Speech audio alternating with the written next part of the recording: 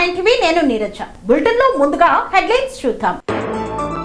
నాటుకోళ్ల పెంపకంపై 3 రోజుల నైపుణ్య శిక్షణ కార్యక్రమం. జోన్ 3 వైఎస్ఆర్ కాంగ్రెస్ పార్టీ మహిళా సదస్సు.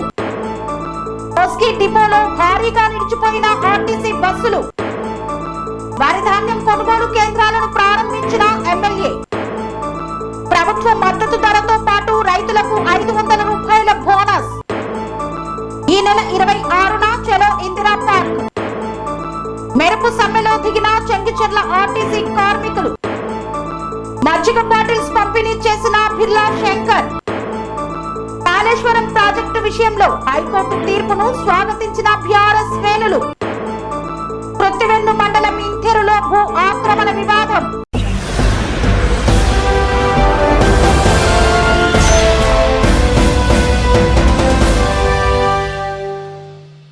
బీసీటీ కృషి విజ్ఞాన కేంద్రం నందు నాటుకోళ్ల పెంపకంపై 3 రోజుల నైపుణ్య శిక్షణ కార్యక్రమాన్ని నిర్వహించారు. బీసీటీ కృషి విజ్ఞాన కేంద్రం హరిపురం నందు ఏప్రిల్ 20, 21 మరియు 22 తేదీలలో 3 రోజుల పాటు నాటుకోళ్ల పెంపకంపై నైపుణ్య శిక్షణ కార్యక్రమం విజయవంతంగా నిర్వహించారు. ఈ శిక్షణ కార్యక్రమంలో నాటుకోళ్ల పెంపకం, వాటి యాజమాన్యం, రోగాల నివారణ చర్యలు, టీకాల విధానం మరియు తక్కువ ఖర్చుతో మేత తయారీ వంటి అంశాలపై రైతులకు నైపుణ్య శిక్షణ అందజేసినట్లు పశువైద్య శాస్త్రవేత్త డాక్టర్ విజయారాజీ తెలియజేశారు. ఈ శిక్షణలో పాల్గొన్న రైతులు నాటుకోళ్ల పెంపకం పై తమకు మంచి అవగాహన పెరిగిందని, పొందిన విషయ పరిజ్ఞానం ద్వారా నాటుకోళ్ల పెంపకం ఒక వ్యాపార శైలిలో ముందుకు నడిపించే ధైర్యం పెరిగిందని అభిప్రాయపడ్డారు. వ్యవసాయంతో పాటు అనుబంధ రంగాలైన కోళ్ల పెంపకం చేపట్టడం ద్వారా రైతులు సంవత్సరం పొడవునా స్థిరమైన ఆదాయం పొందవచ్చని incharge senior scientist and head భూసార శాస్త్రవేత్త హరిరావు బుర్లా పేర్కొన్నారు. 2026 ఏప్రిల్ 22 నాడు శిక్షణ పూర్తి చేసిన రైతులకు సర్టిఫికెట్లు అందజేయడం జరిగిందన్నారు. ఈ కార్యక్రమంలో కేవీకే శాస్త్రవేత్తలు డాక్టర్ వానా ప్రసాద్, డాక్టర్ శివ, నాగేంద్ర ప్రసాద్ పాల్గొన్నారు. ఈ శిక్షణలో ఆంధ్రప్రదేశ్ రాష్ట్రంలోని వివిధ జిల్లాల నుండి 20 మంది ఔత్సాహిక రైతులు పాల్గొన్నారు. అయితే సాధారణంగా నాకు ఈ ట్రైనింగ్ వచ్చిన తర్వాత అర్థమైంది ఏంటంటే చాలా మంది కోళ్ల ఫారం పెడుతున్నారు, వదిలేస్తున్నారు. కొద్ది కోళ్లు పెంచుతున్నారు, వదిలేస్తున్నారు. అలాగే నేను కూడా కొన్నాళ్ళ పాటు పెంచాను, వదిలేస్తాను. తర్వాత కొన్ని సందర్భంలో కూడా నా కోళ్ళు ఎన్ని చనిపోయినాయి, తెగులొచ్చి చనిపోయినాయి, నది పుట్టి చనిపోయింది, వాళ్ళకి గాలి దూరొచ్చి చనిపోయి ఇలాగంటున్నారు. కానీ ట్రైనింగ్ బట్టి అర్థమైందంటే ఇన్ని జాగ్రత్తలు ఉంటున్నాయా కోళ్ళకి, మనిషికి ఇన్ని జాగ్రత్తలు ఉంటాయి కానీ కోళ్ళు కూడా ఉంటాయా, దానిలో ప్రాణమని అని నేను అనుకోలేదు. మేడం గారు చెప్పిందంటే ప్రతి దానికి ప్రతి తెగులకి తను పూసకుచ్చులు చెప్తుంటే మనిషి ప్రాణం ఎంత ఉంది, కోడి ప్రాణం ఎంతకి, అందుకే కోళ్ళ కోసం అంత జాగ్రత్త తీసుకోకపోవడం వల్ల లాస్ అవుతుందేమో అని చెప్పేసి నాకు మనస్ఫూర్తిగా అర్థమైందండి. అందుకు ఈ ట్రైనింగ్ రావడం చాలా హ్యాపీ ఫీల్ అయింది. మనసారి నేను బీసీ స్టేజ్ మీద ఆఫీసర్స్ అందరికీ నా హృదయపూర్వ నమస్కారాలు. వచ్చిన రైతు సోదరులకి అందరికీ నాకు హృదయపూర్వ నమస్కారాలు.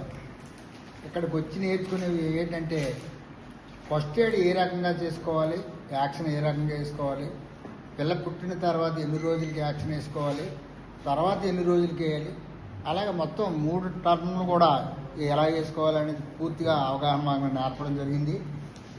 సరైతే కోళ్ళ మేపడం మాకు కొంచెం అనుభవం ఉంది, కానీ దాన్ని ఏ రకంగా ముందుకు తీసుకెళ్లాలా అన్న దాని గురించి మాత్రం ప్రత్యేకంగా మేడం గారు చెప్పడం జరిగింది. అది స్కూలపుస్తకంగా మాకు అర్థమైంది.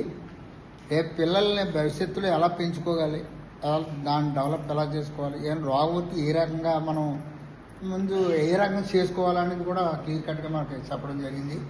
అలాగే పశువుల గురించి కూడా చెప్పారు, మేకల గురించి కూడా చెప్పారు. అన్ని టోటల్ కూడా మాకు అన్ని అవగాహన అయ్యేలాగా చెప్పడం జరిగింది. కాబట్టి దీనివల్ల మేము కొద్దిగా ఏ ఫారం చిన్నది పెట్టుకున్నా మేము ముందుకెళ్ళి దాన్ని పాడవకుండా చేసుకునే విధానం మేము నేర్చుకోవడం జరిగింది. అది మాకు ఈ అవకాశం ఇచ్చిన మీ అందరికీ మన సంతోషంగా ఉంది మేడం. ఇది కూడా క్లియర్ అంటే నేను పెంచడం అయితే 10 సంవత్సరాలు పెంచుతున్నాను, కానీ నాకు పెద్దగా అవగాహన లేకపోవడం వల్ల ముందుకి అడుగు వేయలేకపోతున్నాను పెద్దగా స్టార్ట్ చేద్దామని. ఇప్పుడు ఈ ట్రైనింగ్ ద్వారా నాకు ధైర్యం వచ్చిందండి. నిన్నటి వరకు ఏదైనా ప్రాబ్లం వచ్చిందంటే వాళ్ళని వీళ్ళు బతిమాలుకొని ఏ మెడిసిన్ వాడాలి, ఇది చేయాలి, అది చేయాలని చెప్పేసి ఆధారపడి ఉండేవాడిని. ఆ డౌట్ క్లియర్ అయ్యి మైండ్ ఫ్రెష్ అయిపోయినాడు. నేను ధైర్యంగా స్టార్ట్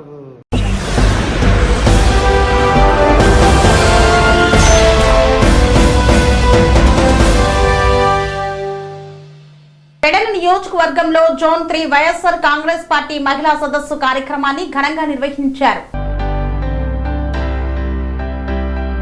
కృష్ణా జిల్లా పెడన నియోజకవర్గంలో ది పెడన ఫంక్షన్ హాల్ నందు ఏర్పాటు చేసిన 5 జిల్లాలకు చెందిన జోన్ 3 వైఎస్ఆర్ కాంగ్రెస్ పార్టీ రాష్ట్ర, జిల్లా, నియోజకవర్గ, మండల, గ్రామ స్థాయిలకు చెందిన మహిళలతో ప్రత్యేక కార్యక్రమాన్ని ఏర్పాటు చేసిన కృష్ణా జిల్లా పరిషత్ చైర్పర్సన్ మరియు 5 జిల్లాల వైఎస్ఆర్ కాంగ్రెస్ పార్టీ మహిళా వర్కింగ్ ప్రెసిడెంట్ ఉప్పాల హారిక ఈ కార్యక్రమంలో ముఖ్య అతిథిగా రాష్ట్ర వైఎస్ఆర్ కాంగ్రెస్ పార్టీ మహిళా అధ్యక్షురాలు వరదు కళ్యాణి పాల్గొని సభను ఉద్దేశించి మాట్లాడారు.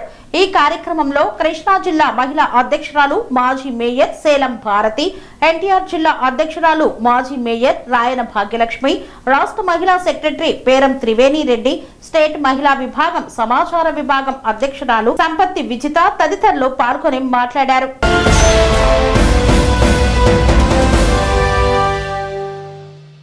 నారాయణపేట జిల్లా కోస్గి బస్ డిపోలో భారీగా నిలిచిపోయిన ఆర్టీసీ బస్సులు, సమ్మె బాట పట్టిన కార్మికులు.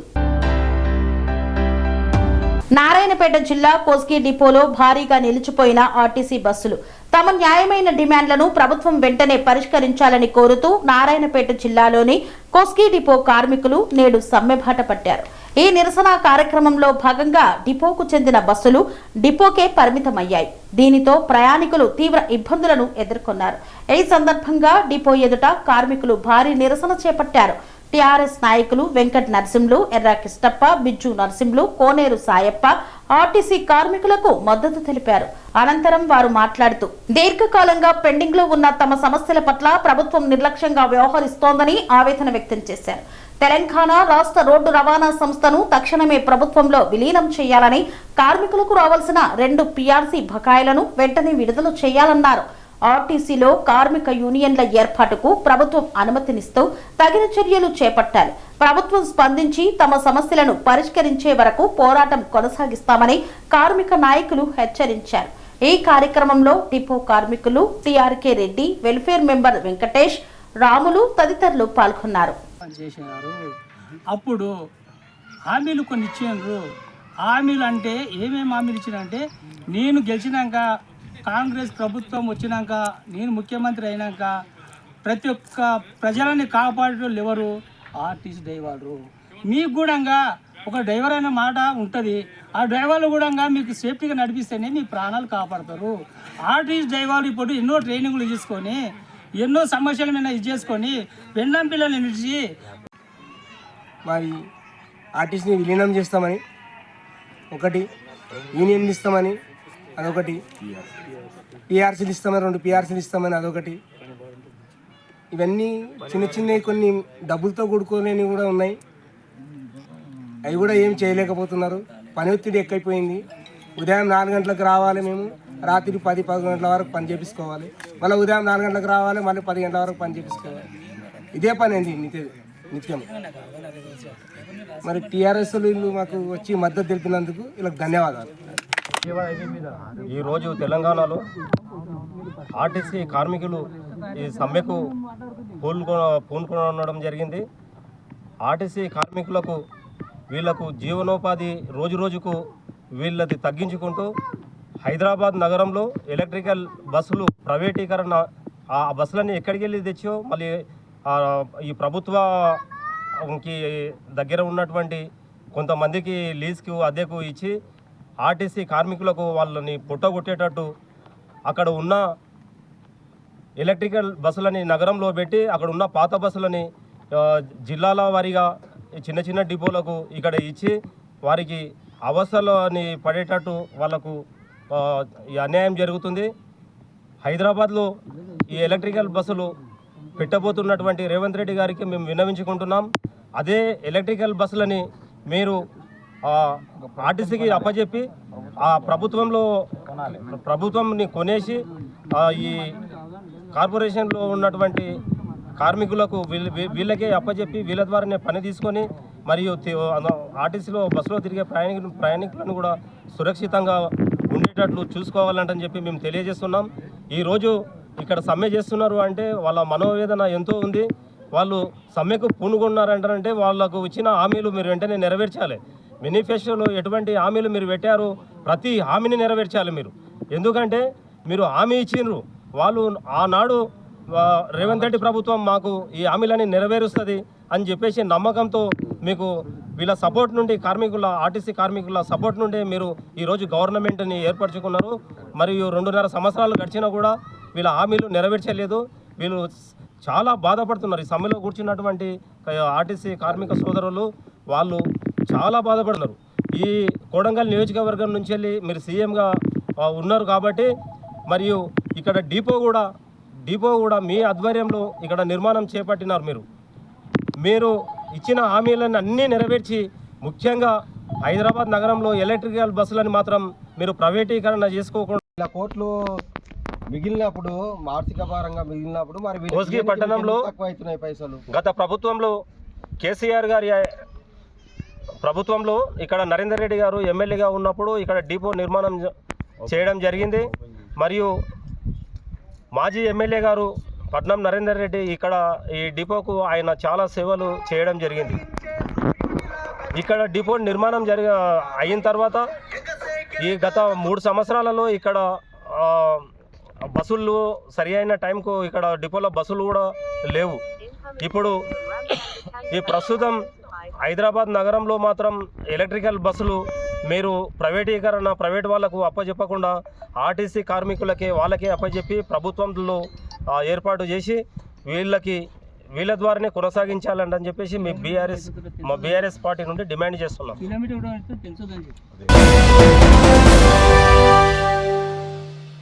తుర్కపల్లి మండల కేంద్రంలో వరిధాన్యం కొనుగోలు కేంద్రాలను ప్రారంభించిన ప్రభుత్వ విప్ ఆలేరు నియోజకవర్గ శాసనసభ్యులు బిర్లా ఐలయ్య. యాదాద్రి భువనగిరి జిల్లా తుర్కపల్లి మండలంలోని పెద్దతండ, పల్లెపహాడ్, మాదాపూర్ గ్రామాల్లో వరిధాన్యం కొనుగోలు కేంద్రాలను తెలంగాణ రాష్ట్ర ప్రభుత్వ విప్ ఆలేరు ఎమ్మెల్యే బిర్లా ఐలయ్య ప్రారంభించారు. ఈ సందర్భంగా ఎమ్మెల్యే మాట్లాడుతూ రైతులు పండించిన ప్రతి గింజకు సరైన ధర లభించేలా ప్రభుత్వం కట్టుబడి ఉందని తెలిపారు. రైతులు ఎలాంటి ఇబ్బందులు పడకుండా కొనుగోలు కేంద్రాల్లో అన్ని సౌకర్యాలు కల్పించామని పేర్కొన్నారు. ధాన్యం తేమ శాతం, తూకం విషయంలో పారదర్శకంగా వ్యవహరించాలని అధికారులకు సూచించారు. రైతులు మధ్యవర్తులపై ఆధారపడకుండా నేరుగా కొనుగోలు కేంద్రాలకు తమ ధాన్యాన్ని తీసుకురావాలని కోరారు. ప్రభుత్వం రైతుల సంక్షేమం కోసం అనేక పథకాలు అమలు చేస్తోందని, వాటిని సద్వినియోగం చేసుకోవాలని సూచించారు. ఈ కార్యక్రమంలో స్థానిక ప్రజా ప్రతినిధులు, అధికారులు, రైతులు పెద్ద సంఖ్యలో పాల్గొన్నారు. తల్లి గోగులు 2 ఎకరాలు నాటు పెట్టిందట. ఈ ప్రజాప్రభుత్వం వచ్చాక మాకు నీళ్లు వస్తున్నాయి, పొలం మారిందని చెప్తుంది. అందుకే రైతులు పండగ చేసుకోవాలని చెప్పి ప్రతి పండించిన పంట కూడా ప్రభుత్వానికి అమ్మాలి. దళారులకు ఎక్కడ కూడా మోసపోవద్దు. ప్రభుత్వం మంచి ధర ఇచ్చి నాణ్యమైనటువంటి వడ్లు ఇచ్చి నాణ్యమైన ధర తీసుకోవాల్సిందిగా విజ్ఞప్తి చేస్తూ, కాంటలు కూడా పండుగ వాతావరణంగా రైతులే వాళ్ళు కాంట ఓపెన్ చేసుకొని ఇలా ఐకేపీలు, పిఎస్ సెంటర్ ద్వారా ధాన్యం కొనుగోలు చేస్తున్నాం. ఎట్లా అనిపిస్తుందమ్మా? మంచిగా ఉందా?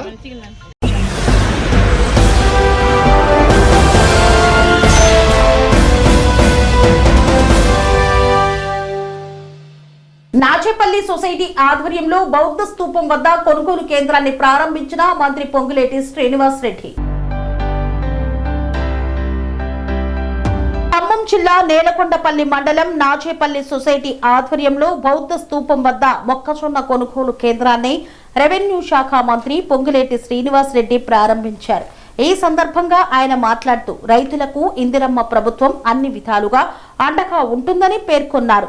ఆనాటి ప్రభుత్వం వరి వేస్తే ఉరి అంటే ఈనాటి ప్రభుత్వం మద్దతు ధరతో పాటు 500 రూపాయల బోనస్ ఇస్తుందని పేర్కొన్నారు పొంగులేటి శ్రీనివాస్ రెడ్డి. నీళ్లుంటే అక్కడికి పంపించమని చెప్పడం జరిగింది. ఈరోజు ఉదయం టెలికాన్ఫరెన్స్ తీసుకొని కూడా సెంటర్ ఇన్ఛార్జీలకు అందరికీ ఇన్స్ట్రక్షన్స్ ఇచ్చాము. ఈ రోజు నుంచి కొనుగోలు మొదలు. ఈ అవకాశం ఇచ్చిన పెద్దలందరికీ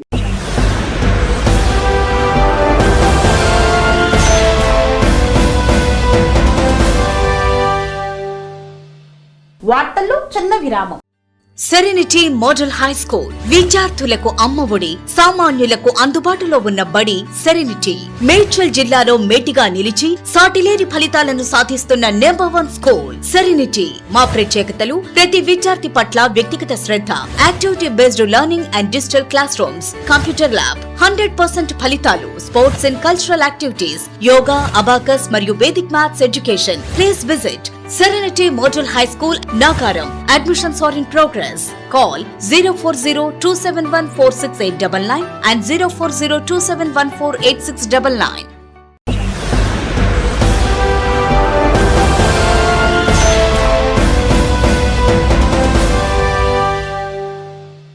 తిరిగి వార్తలకు స్వాగతం.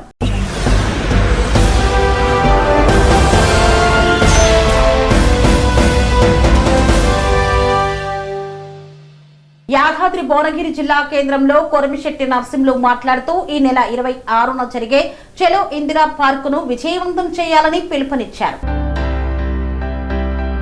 భువనగిరి జిల్లా కేంద్రంలో తెలంగాణలోని తల్లిదండ్రులకు లేఖ రాశారు.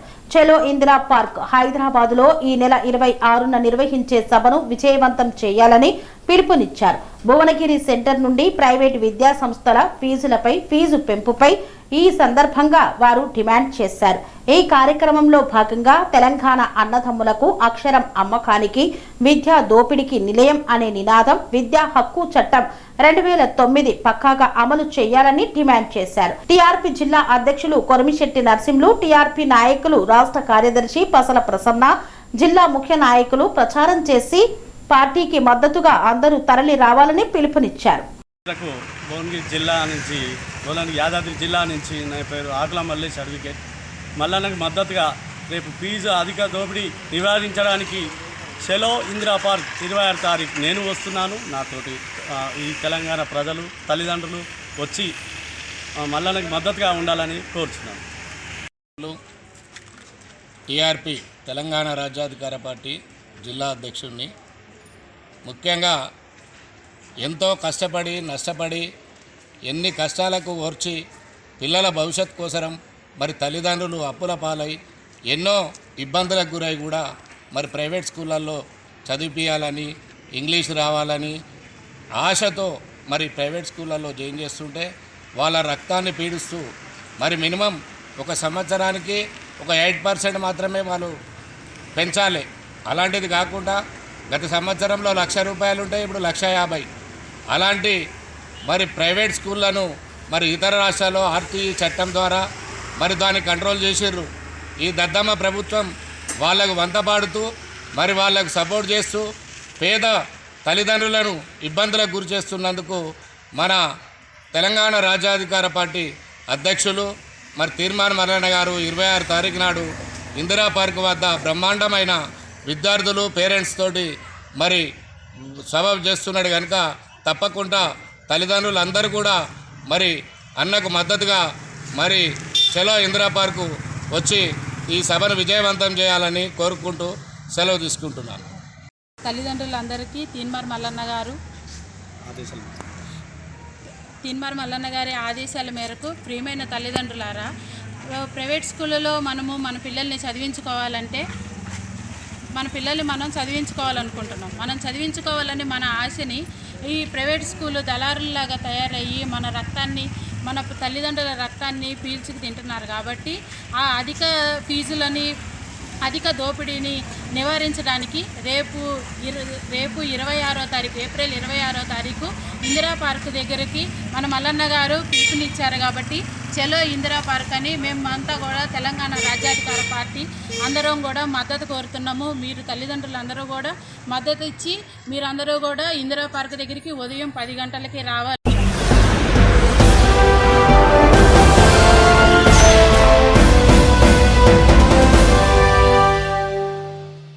బోడుప్పల్ జీహెచ్ఎంసీ సర్కిల్లోని చెంకచర్ల ఆర్టీసీ డిపోలో మెరుపు సమ్మెకు దిగిన ఆర్టీసీ కార్మికులు. మేడ్చల్ జిల్లా బోడుప్పల్ జీహెచ్ఎంసీ సర్కిల్లోని చెంగిచెర్ల ఆర్టీసీ డిపోలో కండక్టర్లు, డ్రైవర్లు, మెకానికులు ఈ అర్ధరాత్రి నుండి మెరుపు సమ్మెలో దిగారు. మేము ప్రభుత్వానికి పెట్టినటువంటి మా హక్కుల డిమాండ్లు నెరవేర్చాలని, దానిలో ముఖ్యంగా కాంగ్రెస్ పార్టీ ముఖ్యమంత్రి మేనిఫెస్టోలో మేము తప్పకుండా ఆర్టీసీని ప్రభుత్వంలో విలీనం చేస్తామని పెట్టారు. కానీ 2 సంవత్సరాలు గడుస్తున్నా ఆర్టీసీని మా డిమాండ్లను పట్టించుకోకుండా ఉండడాన్ని నిరసిస్తూ ప్రభుత్వ యాజమాన్యంతో చర్చలకు పోయినా విఫలం కావడంతో ఈ తప్పని పరిస్థితుల్లో సమ్మెకు దిగడం జరిగింది అని పేర్కొన్నారు. మేము ప్రభుత్వానికి విన్నవించేది ఏమనగా మమ్మల్ని ముఖ్యంగా ప్రభుత్వంలో విలీనం చేయండి, మాకు రావాల్సిన 2 డీల్స్ ఇవ్వండి, ఇవి దానిలో ముఖ్యమైన డిమాండ్లు అని తెలిపారు. మా ముఖ్యమైన డిమాండ్లు నెరవేరిస్తేనే తక్షణమే మేము విధుల్లో చేరి సమ్మె విరమించుకోగలమని కార్మికులు మరియు జేఏసీ నాయకులు వివరించారు. ఈ కార్యక్రమంలో డిపో డ్రైవర్లు, కండక్టర్లు, మెకానికులు మరియు జేఏసీ నాయకులు పాల్గొన్నారు. నా పేరు రమేష్, చెంగిచెర్ల డిపో కండక్టర్గా పనిచేస్తున్నాను. నేను ఈ చెంగిచెర్ల డిపో జేఏసీ కన్వీనర్గా ఉన్నాను ప్రస్తుతం. ఏదైతే ఈరోజు మరి సమ్మెకు దారితీసిన పరిస్థితి అనేది మనందరికీ తెలిసిన విషయమే. మరి గత ప్రభుత్వము చేసినటువంటి నిర్లక్ష్య ధోరణికి వ్యతిరేకంగా మరి ఈ ప్రభుత్వము, ఇప్పుడు ఉన్నటువంటి కాంగ్రెస్ ప్రభుత్వము మాకు ఎలక్షన్ ముందు మరి మా సమస్యలను పరిష్కరిస్తామని చెప్పేసి వారి మేనిఫెస్టోలో మరి వివిధ అంశాలు ఆర్టీసీని ప్రభుత్వంలో విలీనం చేస్తామని, మరి మా యొక్క పెండింగ్ బకాయిలు పిఆర్సీలు కావచ్చు, డిఎల్ కావచ్చు, మాకు ఉన్నటువంటి మరి కేసీఆర్ గారు పక్కన పెట్టినటువంటి మరి సంఘాలు కావచ్చు, గుర్తింపు సంఘపు ఎన్నికలు కూడా నిర్వహిస్తామని చెప్పేసి మాకు క్లియర్గా ఎన్నికల మేనిఫెస్టోలో పెట్టి మమ్మల్ని నమ్మించడం వల్ల మేము కూడా మరి కేసీఆర్ వ్యతిరేకంగా మరి ఆపోజిషన్ పార్టీ కాబట్టి మేము కూడా నమ్మి మరి ఎన్నికల్లో అత్యధిక మెజారిటీ తోటి ఇవాళ కాంగ్రెస్ ప్రభుత్వం అధికారంలో ఉందంటే మా యొక్క కృషి అని చెప్పేసి ఈ సందర్భంగా తెలియజేస్తా ఉన్నాను. మరి ఎన్నికల్లో గెలిచిన తర్వాత మరి కొంతకాలం గడిచింది, అయినప్పటికీ కూడా 2 సంవత్సరాలు దాటినప్పటికీ కూడా ఇప్పటి వరకు కూడా మా యొక్క ఆర్టీసీ కార్మికుల సమస్యలు కేవలం ఎన్నికల మేనిఫెస్టోలో పెట్టిన అంశాలను మాత్రమే మేము ఈరోజు మరి వారికి ముందుకు తీసుకురావడం జరిగింది. ఆ సమస్యలను కూడా 2.5 సంవత్సరాలు గడుస్తున్నప్పటికీ కూడా పక్కన పెట్టేసి మేము పలు దఫాలుగా మా నాయకులు ఎన్నో దఫాలుగా వారికి మెమోరాండము మరి ఇచ్చినప్పటికీ కూడా వాటి మీద ఎక్కడ కూడా ఏ రోజు కూడా మా నాయకులను పిలిపించి చర్చించిన దాఖలాలు లేవు. మరి ఇవాళ రవాణా శాఖ మంత్రి గారు ఎప్పుడు చూసినా మరి మీకోసం మా తలుపులు తెరిచే ఉన్నాయని చెప్పడమే తప్ప ఏ ఒక్కరోజు కూడా ఈ రోజు ఈ టైంకి రా మరి ఈ సమస్యలు ఏమున్నాయో అని ఒక్కరోజు కూడా మా నాయకులను పిలిపించి మరి చర్చించిన మరి ఆ పరిస్థితి అయితే కనబడలేదు. కాబట్టి ఇక తప్పనిసరి పరిస్థితులలో మరి మాకున్నది ఏకైక అస్త్రం సమ్మె, ఏకైక అస్త్రము సమ్మె. మరి అది అక్కడికి సమ్మె దాకా వెళ్ళక తప్పని పరిస్థితి ఏర్పడింది. మరి ఈ సమ్మెకు పోవాలంటే కూడా ఇప్పటికే గత 40 రోజుల క్రితమే మరి ప్రభుత్వానికి మరి ఇప్పటికైనా మమ్మల్ని పిలిచి మా యొక్క సమస్యల మీద సానుకూలంగా స్పందించండి, మరి ప్రభుత్వానికి చెడ్డపేరు రాకుండా ఉంటుందని చెప్పేసి చెప్పడం జరిగింది. అయినప్పటికీ కూడా 45 రోజులు జరిగినప్పటికీ కూడా మరి ఇప్పటివరకు మా నాయకులని చర్చలకు పిలవలేదు. మరి తప్పనిసరి పరిస్థితులలో మరి 21 రాత్రి అర్ధరాత్రి నిన్న రాత్రి నుంచి మొదటి బస్సు నుంచి కూడా ఇవాళ మేము స్వచ్ఛందంగా సభలో పాల్గొనడం జరిగింది. మరి ఇప్పటికైనా మరి ప్రభుత్వము మరి ఎన్నికల మేనిఫెస్టోలో మా యొక్క పరిస్థితులే కాకుండా మరి ప్రజలకు 5-6 అంశాలను మరి పథకాల రూపంలో పెట్టి మరి మభ్యపెట్టి అధికారంలోకి రావడం జరిగింది. వాళ్ళ పథకాలలో కేవలం వాళ్ళు ఇప్పుడు సక్సెస్ఫుల్ గా నడిచేది ఒకటి జనాలందరికీ తెలుసు, ప్రభుత్వానికి కూడా తెలుసు. మహాలక్ష్మి పథకం ఒకటే సక్సెస్ఫుల్ గా నడుస్తుంది. ఇవాళ మహాలక్ష్మి పథకం నడుస్తుంది అంటే దానికి కారణం ఎవరు? ఆర్టీసీ కార్మికులు మాత్రమే. ఆర్టీసీ కార్మికుల వల్లనే ఇవాళ ప్రభుత్వం అధికారంలో ఉందన్నా మరి పనిచేస్తుందన్నా కూడా అందరికీ తెలిసిన విషయమే. కాబట్టి దాని వెనుక మా ఆర్టీసీ కార్మికుల యొక్క శ్రమ కృషి ఫలితం ఉంది. కాబట్టి ఇప్పటికైనా గుర్తించి మీరు చెడ్డ పేరు తెచ్చుకోకుండా మా యొక్క నాయకులను, జేఏసీ నాయకులను మరి చర్చలకు పిలిపించి సానుకూలంగా స్పందిస్తే మేము సమ్మెను విరమించడానికి సిద్ధంగా ఉన్నాం. అయినప్పటికీ కూడా మరి ఎలాంటి స్పందన లేకుండా ఇవాళ మరి మంత్రి గారు రాలేదు, మరి ముఖ్యమంత్రి పట్టించుకోవడం లేదు. కాబట్టి తప్పనిసరి పరిస్థితుల్లో సమ్మెకు వెళ్లాల్సిన పరిస్థితి వచ్చింది. కాబట్టి మీరందరూ కూడా మీడియా వాళ్ళు కానీ మరి ప్రజలు కానీ అర్థం చేసుకోవాలి.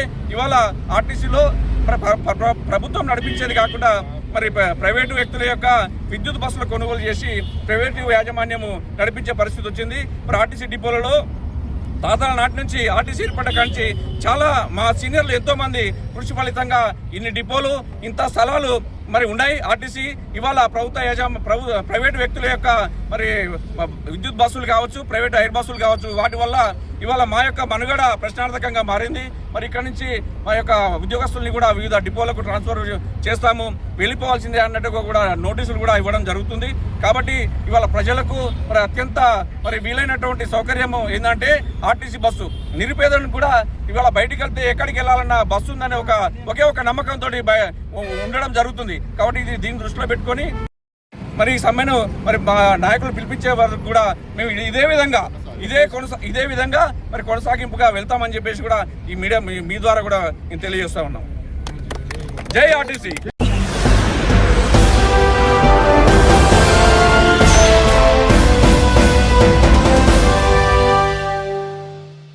వేసవిలో ప్రజల దాహార్తిని తీర్చేందుకు కాంగ్రెస్ పార్టీ రాష్ట్ర నాయకులు బిర్లా శంకర్ మజ్జిగ బాటిల్స్ ను పంపిణీ చేశారు.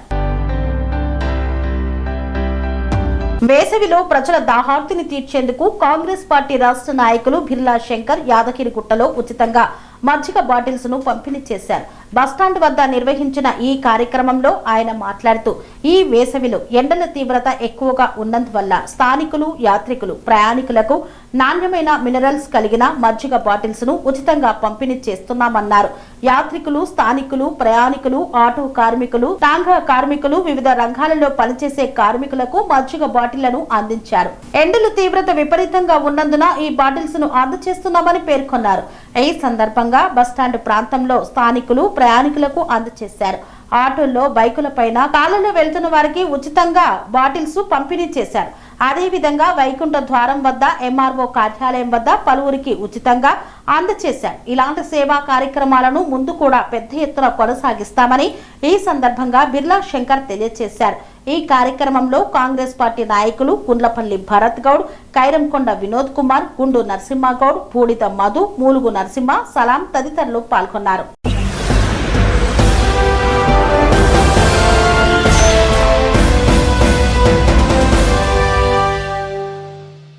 కాళేశ్వరం ప్రాజెక్టు విషయంలో హైకోర్టు తీర్పును స్వాగతిస్తూ సంబరాలు చేసుకున్న బీఆర్ఎస్ శ్రేణులు.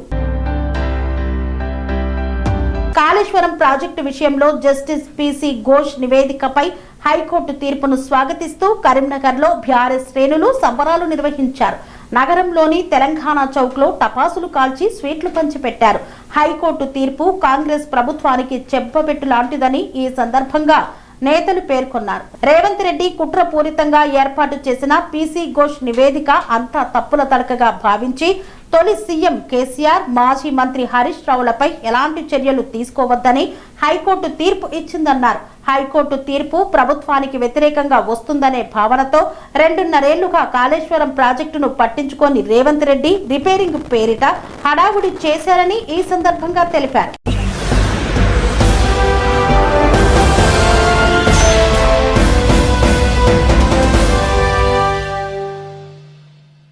మండలం ఇంతేరులో భూ ఆక్రమణ వివాదం తలెత్తింది. ప్రభుత్వ అధికారులు పట్టించుకొని తనకు న్యాయం చేయాలని కోరుతున్న బాధితులు బ్రహ్మయ్య. కృష్ణా జిల్లా పెడన నియోజకవర్గం కృత్తివెన్ను మండలం ఇంతేరులో భూ ఆక్రమణ వివాదం.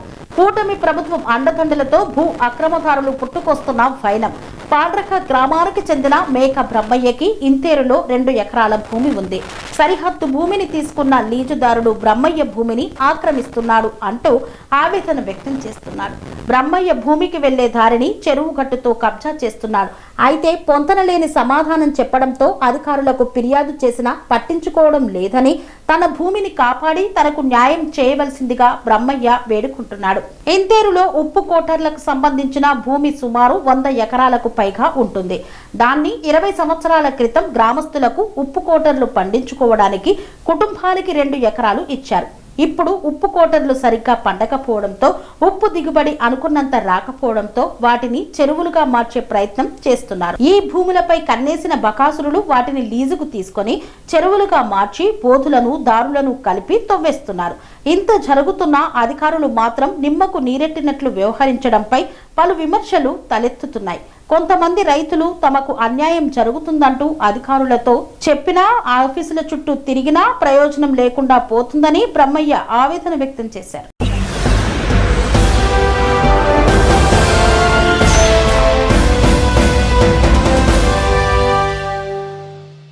ఇంతటితో వార్తలు సమాప్తం. మరిన్ని అప్డేట్స్ కోసం చూస్తూనే ఉండండి TR9 టీవీ. అనురాగానికి అమ్మ ఆదర్శం, ఆరోగ్యానికి Sri Sai homeo stores and clinic. అనుభవం, అర్హత, అంకిత భావం కల డాక్టర్లచే చికిత్స.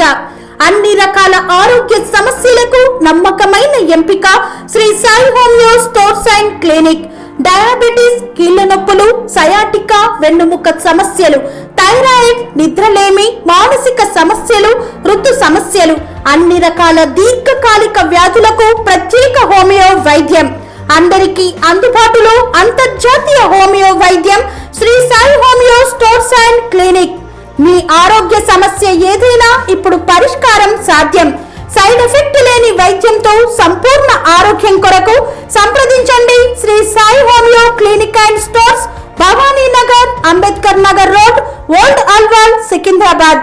సంప్రదించాల్సిన ఫోన్ నంబర్స్ 9000751751 మరియు 9000422525.